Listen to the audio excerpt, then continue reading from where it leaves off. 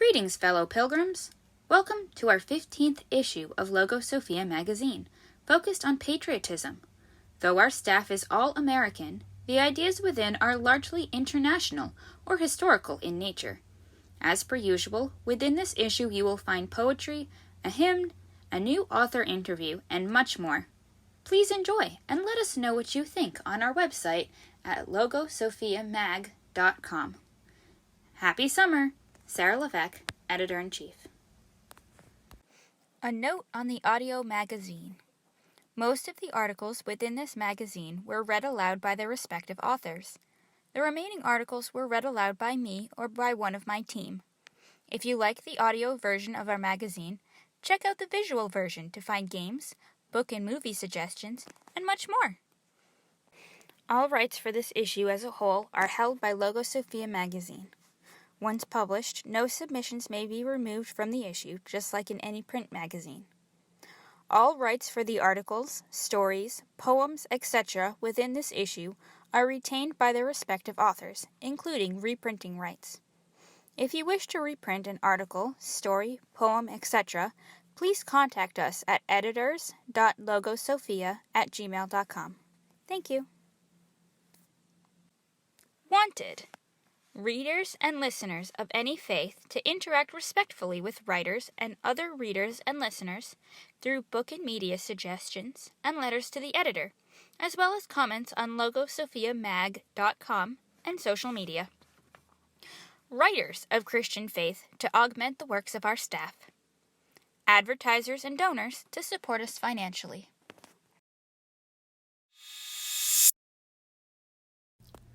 Bible verse.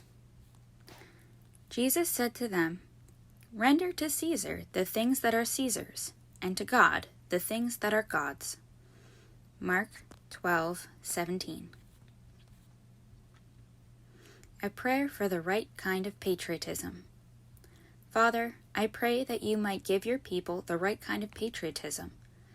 Give us the kind that loves our country, but can still see its faults. Give us the desire not to think our country perfect, but to work to make it better. Let us look to you to understand what is true and right, and let us work for those principles. But let us not work as those who are hostile, but as those who are helping something we love, so that we might make this country a better place to live for all the people in it. In Jesus' name, amen. Found at the dailyprayerblog.blogspot.com. We Hold These Truths by Sarah Levesque. What is patriotism? If one of my fourth graders asked me this question, I would reply, love for your country, but not just any sort of love, wanting the best for it and being willing to do what it takes to help it. Over the last few centuries, self-sacrificing love of the country we call America has prompted countless men and women to a plethora of activities, from debating ideals and creating policy to writing poetry and songs of praise, to fighting to protect the land and her ideals, even to the death. Let's go back to the beginning of this country, to why it was founded. As we know, pilgrims arrived seeking freedom from religious oppression. They trusted that God would help them in this endeavor, and he did. Many who followed them came for similar reasons, others for adventure, still others for self-gain. And so the country grew. Colonies were formed, taxes were levied, policies and laws were enacted, battles were fought, choices good and bad were made, action was taken to the good of some and the detriment of others. In short, life went on. And as the people's roots grew deeper, so did their patriotism. Let's skip ahead to the time when taxes were becoming a burden, when representation was ignored, when countless people were restless as they saw the rule of England as counterproductive to their ideals, and representatives gathered to discuss what course of action to take. It is interesting to note that those who were called rebels by the Loyalists called themselves patriots, not seeing their country as the British Empire, as did the Loyalists, who they called Tories after a British political party, but rather seeing their country as a section of their own continent, and showing their fierce love for it. As some turned their love of country toward freeing it from British rule by force, many leaders of these patriots, those we now call the Founding Fathers, turned their love of country towards capturing the ideals of the country. These ideals they encapsulated into what would become the second paragraph of the Declaration of Independence. We hold these truths to be self-evident, that all men are created equal, that they are endowed by their Creator with certain unalienable rights, that among these are life, liberty, and the pursuit of happiness. From this point on, the country not only meant the land, but these unifying ideals: equality, life, liberty, and the pursuit of happiness. What these ideals entail has been debated and taken in various ways down through the decades, but the ideals remain. As with any historical document, though, we should read these words in context: the immediate context of the rest of the Declaration of Independence, the greater context of the other founding documents, such as the Bill of Rights and the Constitution of the United States of America, and perhaps even the further context of the other writings of the Founding Fathers, the Federalist Papers, letters between leaders and their family and friends, and other documents of the time, which threads, taken as a whole, make a fabric strong enough to withstand a good deal. Thus, I urge you, read these documents. Discover what the Founding Fathers meant by these words. Contemplate the importance of each of the ideas contained within them. Wrestle with the ideas set forth, and those added later, such as the constitutional amendments. Compare these foundational ideas with those that seem prevalent today. How are they the same? Where do they differ? And decide for yourself what you will hold on to, what you will stand by, what you will defend, what will benefit from your self-sacrificing love of country, your patriotism.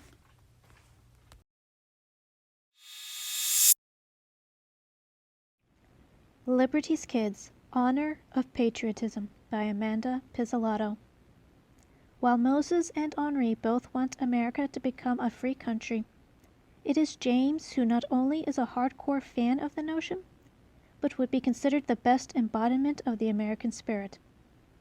According to Sarah, he's brash, reckless, and hot-headed, but throughout the series not only does she, and the audience, get to know him better, but he also matures. That recklessness is still there, but he starts acting with more wisdom. He argues with Sarah over the whole revolution, since Sarah is the British representative and James is decidedly loyal to the American way of thinking. Since James is an apprentice to Benjamin Franklin, he gets to hear a lot of the talk surrounding the colony's frustrations with the British, and that the Tea Act of 1773 was the straw that broke the camel's back. Throughout the show, his goal remains the same: getting the stories of the soldiers out to the world and keeping the fire burning. Being a reporter, he gets to be present for a lot of the big moments that lead up to and during the Revolutionary War. He does not participate in the fighting, but gets very close to it. The soldiers try to protect him, as well as Sarah and Henri if they are present, so that the story of the battle can be put into Franklin's newspaper. Several times, James gets to know several of the soldiers well, and he mourns those who die. He even sees some of the cruelties unleashed in war, but through it all, he remains steadfast and loyal in his belief that the Americans are right. James has a deep attachment to Franklin, who took him in after his parents died, to his friends, and to the land he calls home.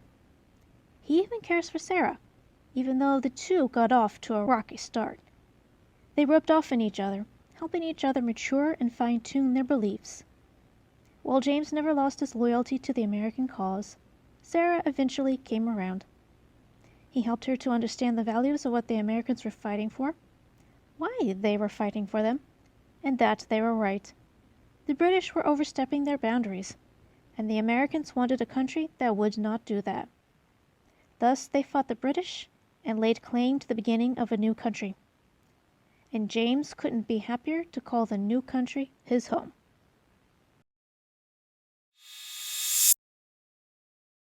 Knights of Adonai 4. Lord Talon is in need. A few weeks later, the knights had grown closer, but few more than the three, who came to Hananiah's aid when he lost his rationality. Leopold and Hananiah were sparring in the yard, and many laughed and cheered as they would attack and guard. Artours was their referee, since his own legs barely worked, Owain watched them with joy and with a smiling smirk. A monk named Christopher came to Owain, and Owain gratefully chimed, "I wish that life could be this way all of our living time." "Brother, Lord Talon sends for aid. He's transferring some of his wealth." Owain's smile twisted to agitation. "Tell him to find someone else. Our cause is not like the other orders." "He knows that, father, sir, but he insisted that I persuade you." Owain's anger rose a bit more. But before he could let his tongue loose, Artours had hobbled over. "Brother Owain, what is it that seems to have you so bothered?" "Brother Artours, of course. A local tyrant has me flustered. He takes in money by low and sundry means, then expects the church to fight, to provide knights and protect him, though he only brings crime and plight. I will gladly take care of this, along with my brothers. You need not worry, my friend. Spare me any druthers." Owain went to protest, but Artours pulled him close, and gave Owain a wink, while tapping the side of his nose. "Leopold, Hananiah, to my side we ride!" And Hananiah and Leopold followed with swagger in their stride.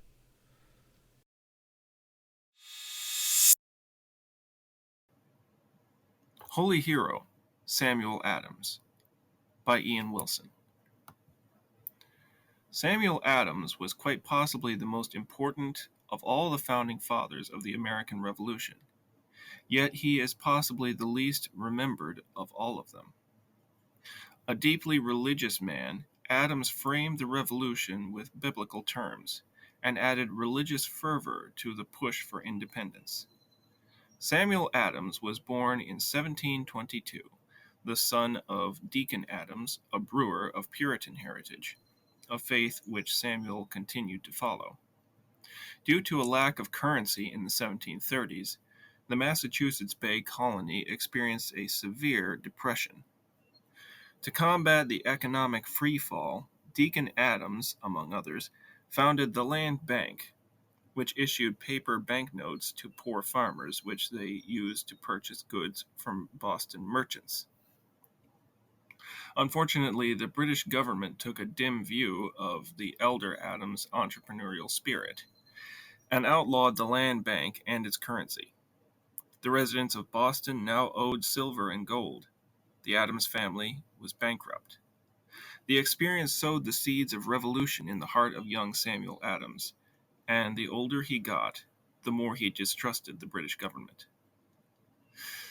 Samuel Adams took a keen interest in the political scene of Boston and became a member of the Popular Party, which had opposed the aristocratic, loyalist court party that had caused his family so much trouble. Throughout the 1760s, Adams led many popular protests against what he viewed were impositions by Parliament, and not only that, but transgressions against divine law.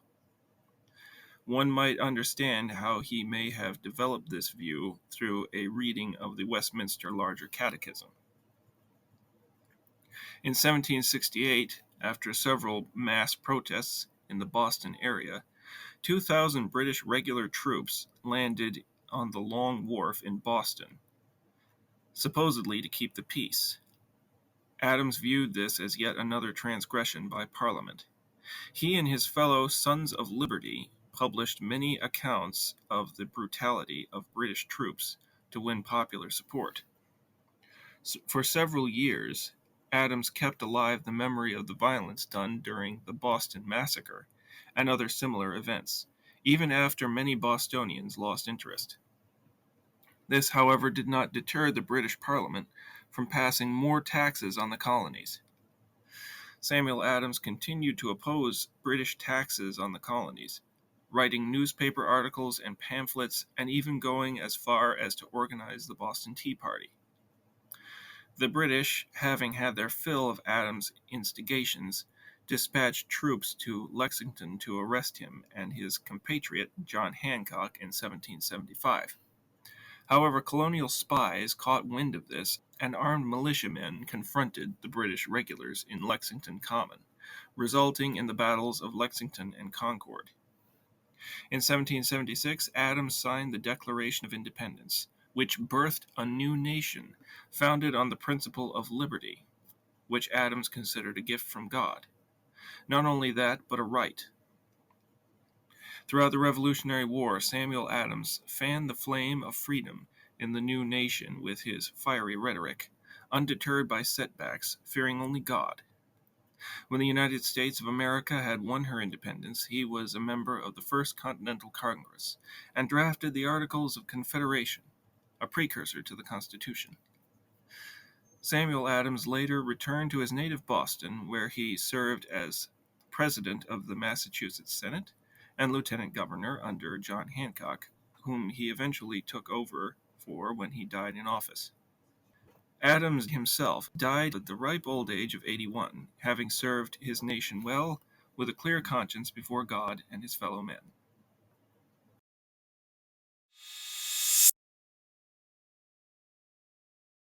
The Liberty Tree by Amanda Pizzolatto. Plant the seed in the New World, boys, the seed of freedom and liberty. Water it and protect it well. Watch it grow into a great big tree. It's a great big tree for the world to see, a symbol of the brave and free. And the bells will ring from sea to sea, ring with the sound of liberty. Tend the little sapling, boys, make some room and clear the tea. Grab your guns, for we will fight, send those British back across the sea. It's a great big tree for the world to see, a symbol of the brave and free. And the bells will ring from sea to sea, ringing with the sound of liberty. Sign the Declaration, boys, put an end to this tyranny. Make a list of our God-given rights and raise them high for all to see. It's a great big tree for the world to see, a symbol of the brave and free. And the bells will ring from sea to sea, ringing with the sound of liberty. Keep your guns nearby, boys, we must keep fighting for liberty. And while we are at it, let's put an end to slavery. It's a great big tree for the world to see, a symbol of the brave and free. And the bells will ring from sea to sea, ringing with the sound of liberty.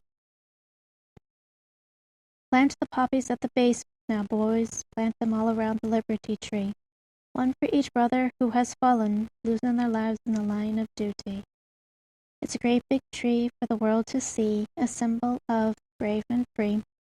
And the bells will ring from sea to sea, ringing with the sound of liberty. It's time to put your guns up, boys. Let your sons handle the next century.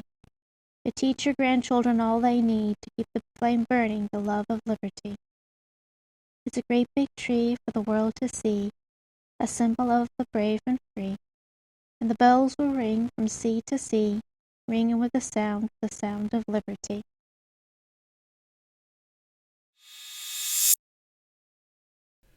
Joshua David Ling, Presbyterian Church Independent. Pacifism is largely misunderstood by those who practice it as being Christ-like to others. Christ himself had violent outbursts at the right time, yet he held his true power back in every instance and was not overcome by evil passions. Unfortunately, pacifism fails to take into account that in the perfect state in the Garden of Eden, Adam's proper response to sin being introduced to his wife would be to obliterate the snake as Jesus did when he crushed Satan's head on the cross, and as he's doing so again and again through the church, his bride. Evil's purpose is to be crushed violently, and one cannot do that when practicing pacifism. Our question this issue is, what does your denomination believe about pacifism?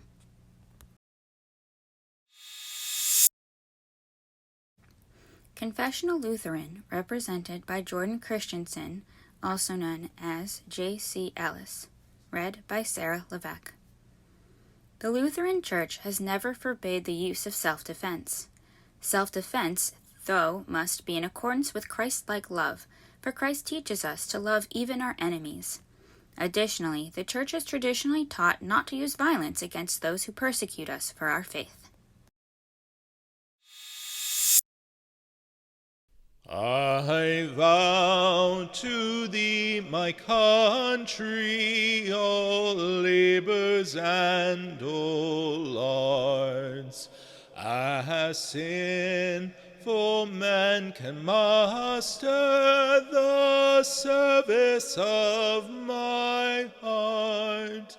The love that asks no questions, the love that stands the test, that lays upon the altar the dearest and the best. The love that never falters, the love that pays the price, the love that makes undaunted the final sacrifice. And there's another country I've heard of long ago, most dear to we that love her, most great to we that know. We may not count her armies, we may not see her king, her fortress is a faithful heart, her pride is suffering, and soul by soul and silently her shining bounds increase. And all her ways are gentleness, and all her paths are peace.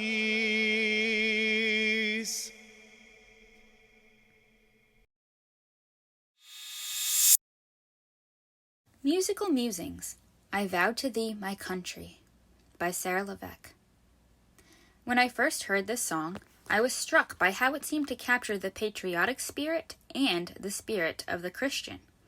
We want to uphold our own country and its ideals, to protect it and guide it to truth and justice. There are many who have made that final sacrifice mentioned in the last line of the first verse, and we must remember them and what they have done for us, and be ready to lay down our lives for the same, if necessary. But as the second verse says, there is another country, heaven, to which we owe an even greater allegiance. We add to this country not by wars and moving boundaries, but by staying true to her king and winning people over soul by soul and silently by his grace. The song was originally written as a poem around 1910 by Sir Cecil Spring Rice, who asked composer Gustav Holst to put it to music. Holst was relieved to discover that it fit the Jupiter theme of his work The Planets, and thus it continues to be sung. It is a favorite hymn in Britain, where it is used in many official ceremonies.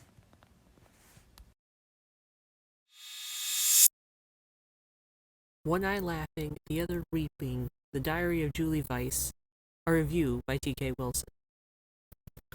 From the collection of one of my favorite children's book series, Dear America, comes one of the most honestly horrific children's books I have ever read. One Eye Laughing, the Other Weeping, The Diary of Julie Weiss. The fictional Julie lives in Vienna, Austria, with her parents and older brother, just as Hitler begins his hideous march across Europe. Julie's family are wealthy and Jewish, two things that make these innocents target of the Nazis' ire. Because Julie is blonde and green-eyed, people believe that she is Aryan, but she is not immune to the Nazis' hate. In the first part of the book, we read of the indignities and then outright cruelties suffered by the Jews. Julie's father gives up his chance to go to America, but Julie escapes using the precious ticket. In America, Julie is adopted by her aunt and uncle in New York. Julie suffers from what is clearly PTSD, but overcomes it by taking up acting, guided by her aunt, who is herself a successful actress. The book portrays with startling clarity the evil of Nazism. Because of this disturbing content, this book should not be read by children under the age of 15. The traditional range for Dear America is usually grades 3 through 7, but the graphic and disturbing nature of this particular novel merits an older age rating. Dear America has at least 3 other books about World War II. I would recommend those for readers younger than 15. Also, Julie's family isn't at all religious. She even questions the existence of God in the face of all the things she encounters. It's not all bad, however. Julie's journey begins with fear and hate, but ends with courage and hope. Her story is a story of real-life people who escaped from the places of hate and fear to America, the place of hope. These people form the basis of America, molding it into the country it is today.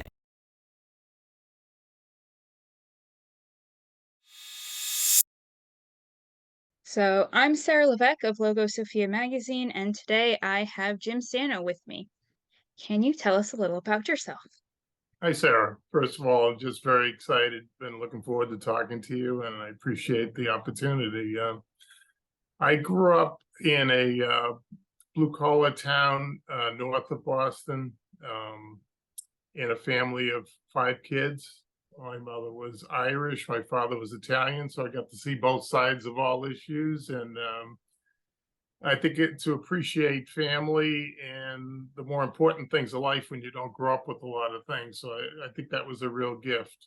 I wanted to do something of value with my life. And when I went to Boston College, I majored in math and economics, but also education. So I was a high school math teacher for several years.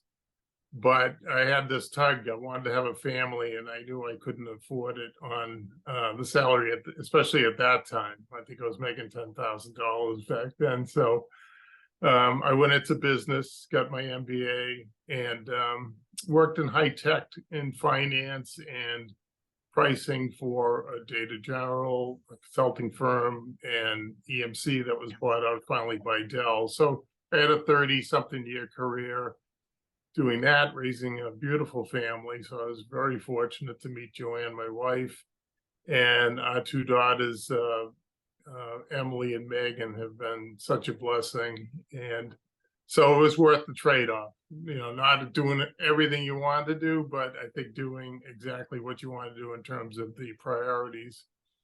And along the way, I think my faith was always there, was always woven into my life, but I had a desire to know more about it. So I started spending more time trying to learn more about the church, about my faith. I went to St. John Seminary, had a program on Catholicism that was a great program. Started listening to Catholic Answers Live, reading books and everything. And it just, as you start to add to your appreciation for, what it's all about, you come to realize the church isn't a man-made institution, that Christ is the body of Christ, and it's a trusted pillar of truth and everything. So it starts to really change the way you look at what we've been giving as a gift. And I felt a tug to do more, I think, to share the faith in a way that I think could reach people maybe in a different way. Because we see so many, and you probably do with your friends, you see so many people drifting away from their faith in the church without ever finding out what it was all about, or the wisdom or depth of the teachings that were there. So they never really heard it. And now they've gone into a culture that never exposes them to it. So they don't have that chance. So I kind of had this idea about, kind of following Jesus's model. He taught wisdom and truth and the faith through very intriguing stories and relatable characters. And what better model than that? And I had this story kind of percolating, and I've never written any novels or books. I did a lot of writing for work, but I didn't do the type of writing that you do, and I enjoyed reading some of your work. It's beautiful. Oh, thank you. But this story started to percolate, so I started researching over probably a 10 or 15 year period, really wanting to know the faith and weave it into a story, because I think one thing that people don't realize is how much God left us a faith that is what life's all about. It's very relatable. So I think some people find that faith, is separate, like another hobby that you have, but I'm not going to have. And so I wanted to write a story where faith was a key component. I had just learned things in these courses where you start to realize this is what it's all about. If people knew this, they would be so drawn toward it. And in those classes, I also had a lot of classes on psychology, and you see a lot of the roadblocks people have in their lives getting over things that kind of block them from living life fully as God intended. So those are two main components I wanted to weave into story. So, I'd done a lot of research on it, and I had just piles of index cards with all different types of things I was ready to go. And then it came time to writing the story, and I figured, okay, this is going to be the most painful part of the whole process. I just heard about agonizing over his sentences and everything. And somehow the Holy Spirit just took over. And it was the most fun I had doing almost anything in my life. And it was just quite a process of writing that story. And it's been a blessing ever since. Meeting Excellent. So can you tell us about your books? Sure. So the first book is called The Father's Son. And, the title is very telling in terms of what the real message is at the end. But it's about a young man that had a trauma as a child. And it was a pretty big trauma. And a lot of people deal with that kind of, they don't usually deal with it. They usually avoid the pain of whatever they had to go with. So a lot of people either go into drugs and alcohol or a lot of other things to avoid dealing with it. And the main character, David Kelly's way of doing it was to excel, right? So he wanted to, through his achievements, through his accomplishments, through that kind of stuff, really find his purpose in life there. But it always had these effects on his relationships. So he ends up having this very unexpected friendship that takes him on this journey to the truth into his past so that he can move forward. And it was, quite a profound experience writing it. And I've had some incredible response from people. Several archdioceses have endorsed the book for adult faith programs. I've had a lot of parishes have it as an adult discussion group thing. Some of them over 10 weeks they've used the book. I've had men's groups from Exodus 90. I think some young adult groups are looking at it. So I've been able to meet people around the world, who have given me some feedback. I've had men that, said that, I had one guy that was very kind of stoic. He's a firefighter and stuff. And he said, this doesn't happen. And he said, you made me, cry at the end of this book. And so he was moved by it. I've had friends that are atheists that never want to talk about the faith of the church. And so the book gave them a way to read it on their own with no one coming at them, telling them, preaching them. And they got to hear things that they had never heard before. And then I've had people that are very into the faith saying how much it enriched their faith. And one man that had gone through a lot said it was the first time he felt the love of God just pour through him. So you hear things like that and you feel like, okay, I know it's not me who wrote this. I think I just was there to, push the pen as the Holy Spirit moved it. But to reach out to people and have that impact on them, it said, okay, this is a good way to share the faith. It's an alternative resource or a way for people to maybe hand the book to someone that's drifted away instead of trying to grab them and teach them everything. Maybe if they see a story that intrigues them and then takes them through it in a way that is not preachy, it's been kind of a great alternative, I think, for people to share the faith. So the Father's Son's been great. It's done really well. It's been used across there. And I figured that would be it. But as I was writing it, other stories started percolating. And the second book was called Gus Busby, and it's probably more of an ecumenical book, and it's about an old curmudgeon who had lost his son and eventually his wife. So he'd given up on life, and downstairs was living a family, a single mom with her son, and they were black, and he had had his son killed by a black gang and stuff. So there was a very difficult beginning of their relationship, but by the end, you know, the mentorship that the young man needed, the vehicle of a story to kind of tell us not only a story of faith, but one of forgiveness and that kind of stuff, ended up being.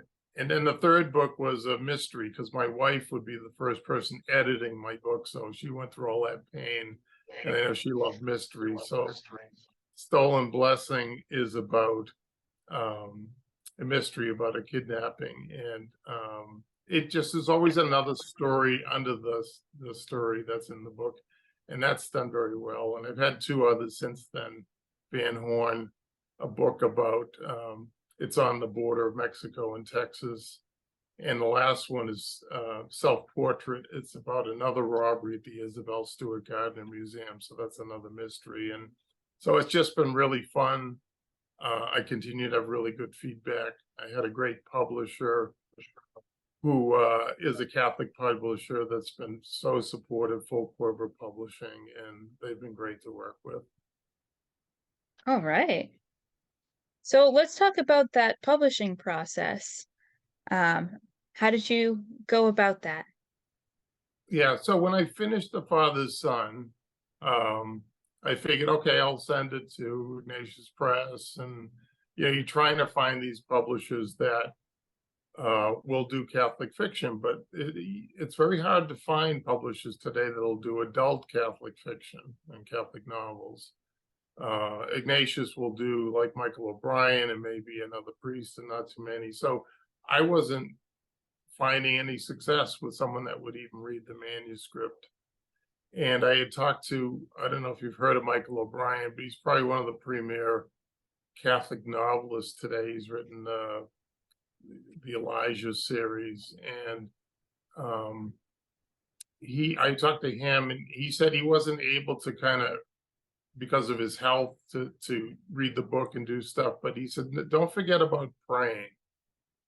And it was something that just hit me when he said it. He goes, the power of prayer. And it was like the first time I really prayed and asked Mary for help. It was the first time I included her in any of my prayers. And within 2 weeks, I had a publisher.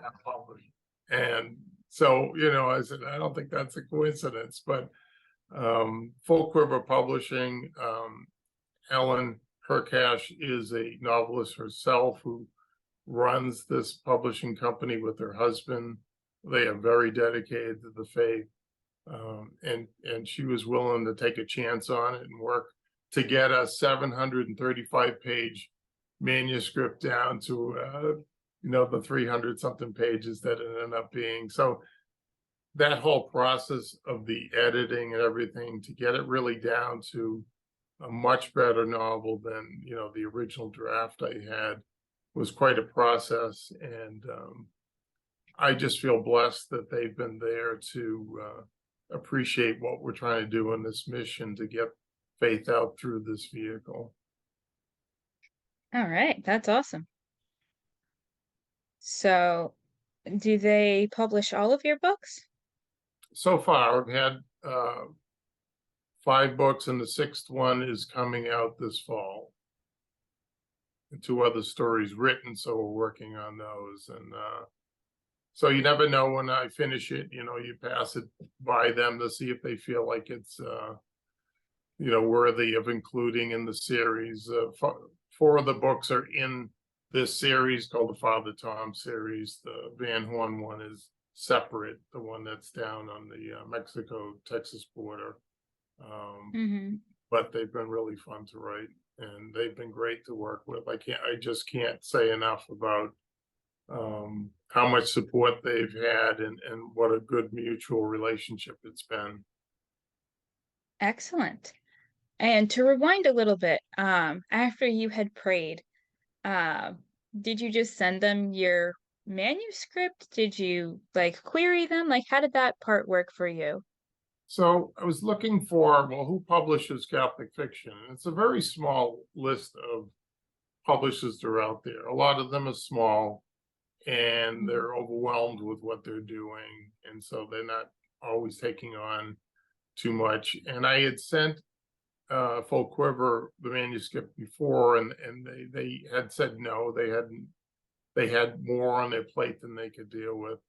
And so after prayer and everything, I went back to them and I said, well, how about if we do this? And why don't you think about it? And it didn't take them long, and they said, we'll take a look at it and stuff. So it was this, I don't know, change of heart somehow that came through that prayer process, I think, where they were willing to take a chance to take a look at it, and felt like it was well worth the effort to include it, I think, in their list of authors that they have on their that they publish. All right. So I believe you said you had 2 more books in the works and one being published shortly?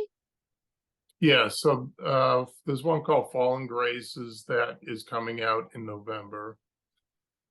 It's another one in the Father Tom series. It's a serial killer that's in it, so it's a little more kind of edgy on that, but it has to do with the sacraments. And Ellen from Full Quiver said, I think this is the best one yet. So I'm looking forward to that one coming out. I have a children's book, kind of middle readers adventure story that I wrote that is, I don't know, I felt like it was very fun. So I sent that out to a lot of teachers and also young readers to look at and stuff, and I've gotten some nice feedback. So we'll see if that one is one that'll be published. And then I just finished one that is another Father Tom's book, but it occurs in Belfast, Maine. It's another mystery, so that one's in the works right now. It's gone through the editing process. So All right. a couple more on my mind that I'm kind of playing with and researching. So we'll see. Nice. Never expected any of this to happen, so this has all been a very unexpected but a great journey. I will say that I think the greatest part of this whole thing, besides the feedback and impact it's had on some of the readers that have been so supportive, is meeting people. I would never have met you, and there's a lot of people out there doing things. I think this is so inspiring to see young adults like yourself, feeling a real pull or a call to get the faith out there through your magazine and different things that you do, the young adult groups that are out there. I find that, there's a lot of hope in that. So, but meeting people around the world, different deacons and priests and just other folks that have read the books, that's been the real blessing, I think, in this whole thing for me personally. Nice. So you kind of touched on this a little bit, but why do you write?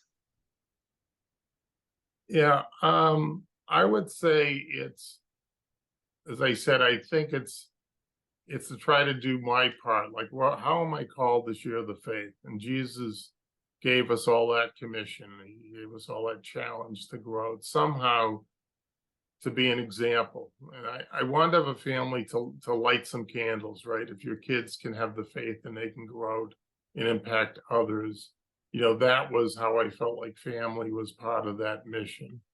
To teach your kids the faith, to have them light their candles and their families and hopefully grow it. I mean, the faith started with 12 apostles or 11 at one point and grew to what we know today. So we're all part of that mission. And I feel like that these novels show you how faith is a part of real life. It's completely relatable.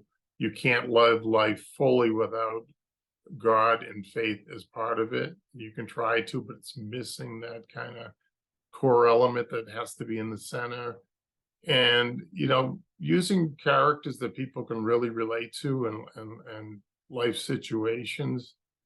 I think it just resonates more when people see faith woven in. I grew up and I felt like it was just part of the fabric of my life.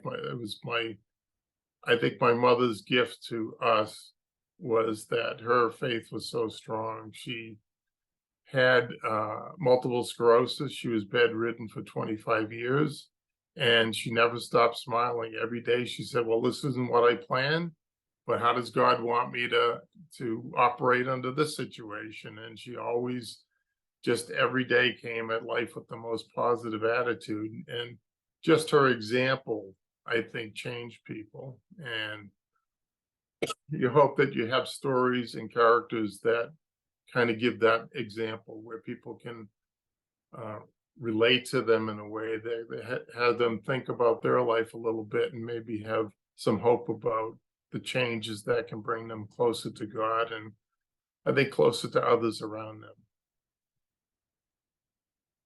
Excellent. So, when you're writing, what helps you to write? I know for some people it's pets or music or reading or a specific pen. My wife's family has a small cottage up in Maine, and you sit by the window and there's the breeze coming in off of the cove there, and there's something about that spot and the light that just makes writing very easy. But that's one place that does it. I think it's just sinking into the story. I mean, you don't know exactly where it's going to go. You have characters that show up that you didn't expect, that it makes it a lot of fun. So sometimes it doesn't really matter where I am or what I'm doing. It's getting into the process of just letting it go and trying to follow the story where it leads you rather than have it all planned out from the beginning. I mean, I know some writers like to structure the whole story and outline it all in a way. I have an idea of what the arc of the story is and what the main intent is and the major characters, but I've written in lots of different places, whether it's just sitting in a coffee shop or just at home on the couch or whatever. I don't know if I have anything in particular that inspires me other than the story itself. It seems to be the main thing that drives it. All right. What has writing taught you? I think humility in a way, knowing that this isn't all me, and I can be the hands, I can be the tool that's used or whatever, and then all the people that help you get there. I think the editors, the people that do a lot to get your book to where it's the best it can be, and they're not doing it for the money. They're doing it, I think, to get the word out. And so knowing that it's more than what I'm doing. So I think that's taught me that. And the other thing is, like I said, when you're meeting all these different people and I think you're seeing different lives and different hurts and pains or different journeys people are on, and they seem to be more open to share a lot of that as they've read the stories, and so that's been a real gift to me in the process. And I think I think humility is woven into that as well. So I think that's probably the biggest thing for me. All right. Who are you inspired by in your writing? Well, I think the main character of the books, Father Tom. When I was younger, I was very passionate. I still am about certain topics. So when you were debating someone on abortion or the faith itself, and they were off in left field in your mind, I'd be very hot-headed coming to it, and that wouldn't accomplish anything. You think, boy, if they knew this, then they would change, right? And you just end up kind of further apart. So you think of how Christ came to people. I listen to shows like Catholic Answers Live, where their motto is, with clarity and charity. And they would have some pretty hostile people come on, and just the way they responded was so inviting. It was listening. It was finding opportunities to reach them versus convince them and win the argument. And so I think the main character in the book it's kind of like what Christ wants us to be like as we engage with other people. So I think the fact that this character has been shaped or came the way he did, and he's able to convey that message is that's inspiring to me. And then I think when I meet other people that are just, their faith is just so strong, but they've been through so much, so those stories that they relate, their personal stories, have been very inspiring. Sometimes they end up kind of woven into the stories themselves. And I've had readers that have said, you couldn't have known this unless you lived through it. And they were things that I didn't personally live through, but it hit them, it resonated with them so clearly. They said you couldn't have. So that's one reason I know the Holy Spirit is involved in it. So that's the Holy Spirit, and I think the main character, Father Tom, are the most inspiring in the process, plus the readers. All right. Do you go back and reread your writing after it's been completed? So when I was in college, I never reread any paper I did. It was just you getting it out and last at the 12th hour, and then it just went, right? And so I was never used to rereading it, but I would go into a scene where I wanted to invoke a certain emotion, and when I got to the end of it, and you have this sense of satisfaction, you go back and read through it, and no matter how many times I read through it, it invokes that emotion. It makes you cry if it's one of those types of scenes. So I have gone back to reread it. The editing process goes through, like I said, my wife's editing, then it goes through a professional editor, then it goes to the publishing editing process, then it goes to the proofreaders. So you're rereading the books. It's going through 6 or 7 different editors really until by the end. And so you're doing it then. I don't know if once it's published that I've gone back to read the book, but I've had people in and outside my family read the books 4 or 5 times, which says, I should go back and read them too. But that's nice. They catch something a little different each time. I had my older brother. I never knew about his faith so much until he started reading the books and he started sharing more. I got to know a different side of him. And he said he's read The Father's Son like 5 times. And he says, each time there's things in there no one ever taught me, ever knew. So I really tried to weave in some of the best wisdom I could get through so many different great sources out there, and thinkers and theologians, and just there's some great wisdom out there that can be part of a story like that. So that's been a gift as well. Excellent. What is your advice for writers? Well, one is, if you feel a little bit of interest, a pull, is to just sit down and do it. Think about what you'd like to do. I think there's a lot of hesitancy. I think, like you personally, probably have more schooling and experience as a writer than I did going in. So I would have some hesitancy to say, well, I can't do this.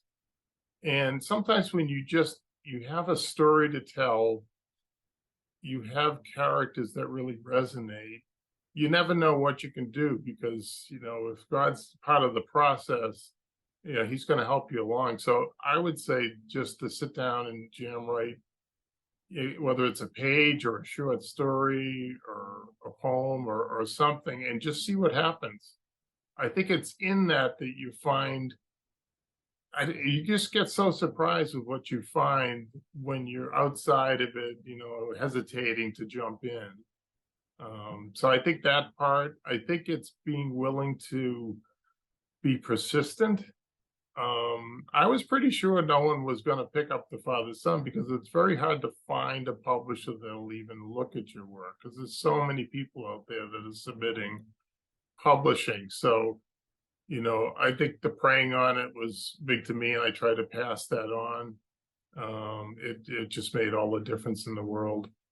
And then I think the willingness to work on the manuscript afterwards. It took me several years to get The Father's Son to the point where I think I could be proud of what went out, versus in the beginning, I said, okay, I'm all set, I'm done. And there's a long way to go before it really got to a polished, I think, professional manuscript that could go through the process. So I think there's that part as well. I expect it's a lot easier now that you've done it a few times. Yeah, like I said, I didn't think, when I was a kid, I thought it would be cool to write a book, never thinking it'd be published, just to write a story, and to it could be your bucket list kind of thing. I think that would be neat to do, but I could never think of a story that would come up. And then when The Father's Son started coming around, all of a sudden these other stories started showing up while you're writing that story, and you're trying to push them off so you can focus. So it has become easier. I like the research part. I like to make sure that there's, fiction's read mostly by female readers, about 85%. And I try to make sure that the stories resonate well with both. So I've had probably more like a 50-50 readership, that it can appeal to all different types of readers. Do you feel like, okay, I don't want to waste my time with a romance novel, so I'm just going to read nonfiction, which is where I think a lot of guys are. And I wanted to make sure that it was a story about people, about relationships, but you felt like that was worth the time, that was worth the read. So that was I think a big thing for me. I mean, I know I'm coming from it from a male perspective, and I try to make sure that it's bigger than my experience in terms of what ends up in there. So the feedback I've had from a lot of the editors has helped, and different beta readers and things like that. All right. Is there anything else you want to add? Well, again, to thank you for what you do to spread the good word. I think it's, the more people we find out that are doing things, I think it helps inspire us to keep going. The more people we connect with, I think that you find that, hey, this is making a difference. So, I'd love to stay connected with the people I meet, and I wish you guys the best in your mission, and I'll keep doing what I can do on my side. So I appreciate it. I think just to add one thing, there are tens of millions of books out there. No one knows they exist. And so I think Catholic or Christian fiction is one of those areas where word of mouth and trying to help each other get the word out is huge. I think if you do read the books and putting reviews in, positive reviews in Amazon, Goodreads, and some of those sources is a huge thing. And I've submitted the books for a number of different book awards. They've won 17 awards right now. So it gives you some objective feedback from some of those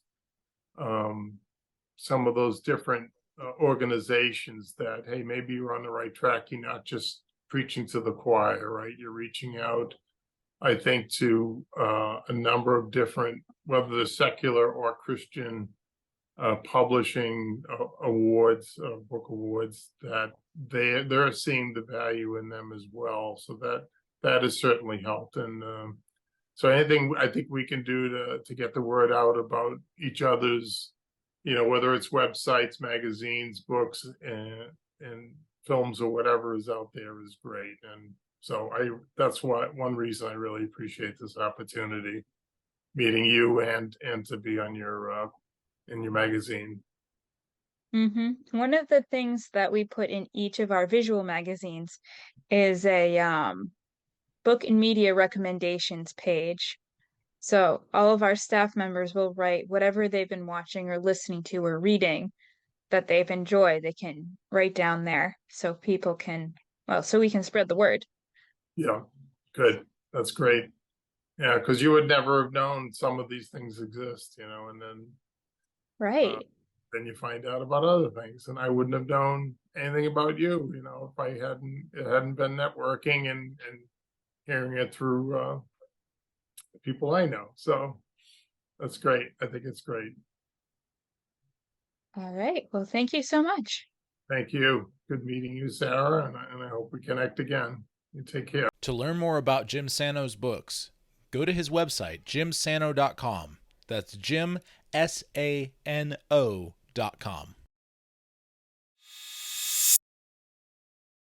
Cosmic Patriotism on G.K. Chesterton and the American Identity by Caroline Liberatore. America is distinct in that it was founded purely on ideological claims rather than ethnic or civil heritage. As our country has encountered weathering difficulties and shifts in population and culture, our collective ideals have also become more diluted. In some ways, this diversity in thought and tradition strengthens the beauty of our country and allows us to exist multifaceted rather than in an echo chamber. On the other hand, these shifts have mangled our sense of collective identity. An American citizen's sense of what it means to be an American is entirely contingent on their background and ideological convictions. For some, there is a deep and distinct notability and gratitude found in being an American. This identity is associated with security, upright standing, and pride. This attitude bleeds into a greater commitment to their country and its historical ideals, perhaps sometimes causing them to be blind to its flaws and necessary change. For others, there may be less of a clear sense of what an American identity could mean for them. Perhaps there is more hurt and shame associated with this ideal based on specific experiences or conflicting values. Whatever the case may be, these individuals bring essential voices of nuance and perspective. They may also, however, be overly critical of their country, to a point of complete disengagement and disdain. Wherever you find yourself situated on this spectrum, there is no denying that these are the warring paradigms of our country at the moment. It can seem a vanity to search for common ground between or to understand differing perspectives because they seem irreconcilable. In his pivotal book, Orthodoxy, G.K. Chesterton examines what the idea of patriotism could mean for the Christian. For Chesterton, the most distinctive and critical aspect of Christianity is its capacity to linger tautly in paradox. In Orthodoxy, he outlines how the intricacies of our theology are defined by this notion, and that the Christian life ought to reflect this fact.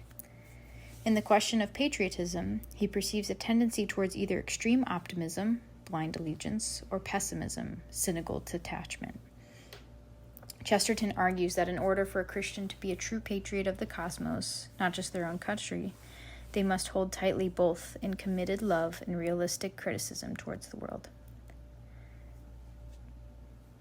Chesterton puts it as such. The point is not that this world is too sad to love or too glad not to love. The point is that when you do love a thing, its gladness is a reason for loving it, and its sadness a reason for loving it more. Chesterton argues that it is not only possible, but necessary for Christians to situate themselves tautly between these dispositions. When we do so, we acknowledge that our allegiance is to something bigger and more good than ourselves, not merely our pride or cynicism, which is easily satiated by one extreme side.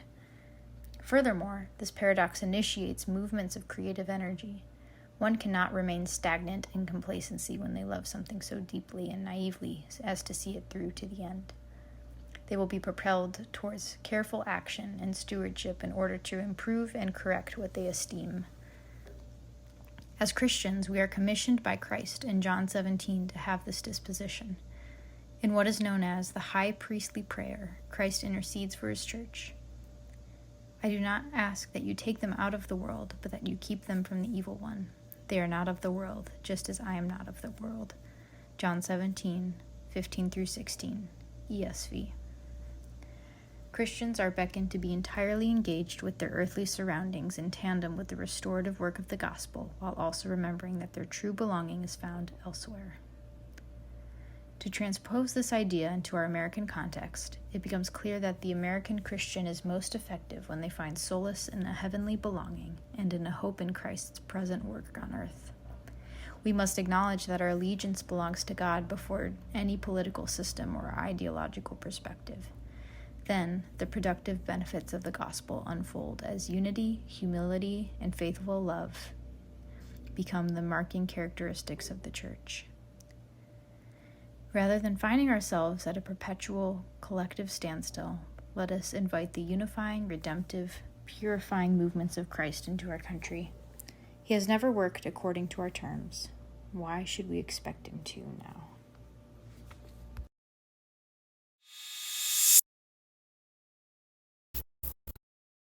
May the Rain Come, a review by T.K. Wilson.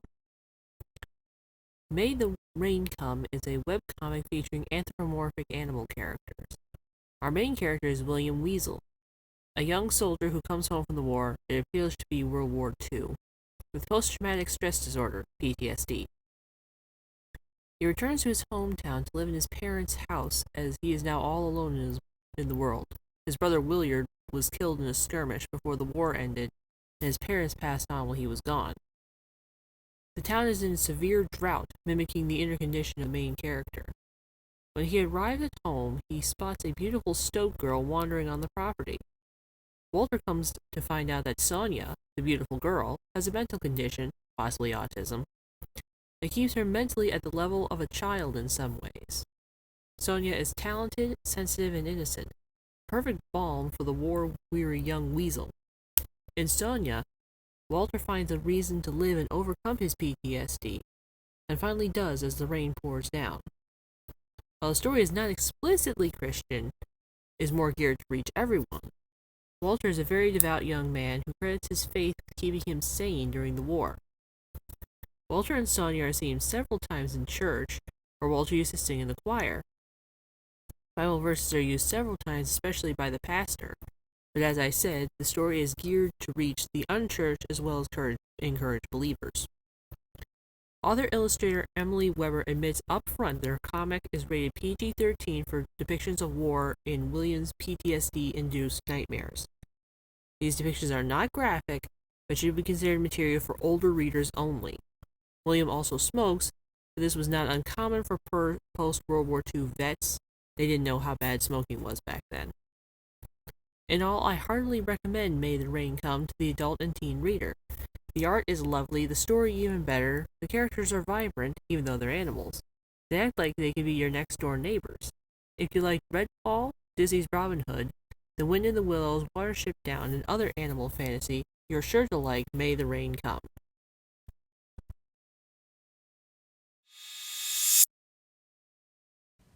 We hope you've enjoyed the summer 2023 issue of LogoSophia magazine, focused on patriotism.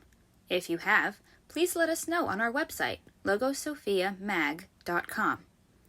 Join us for our next issue, fall 2023, focused on the pursuit of happiness. The submissions deadline is September 1st, 2023.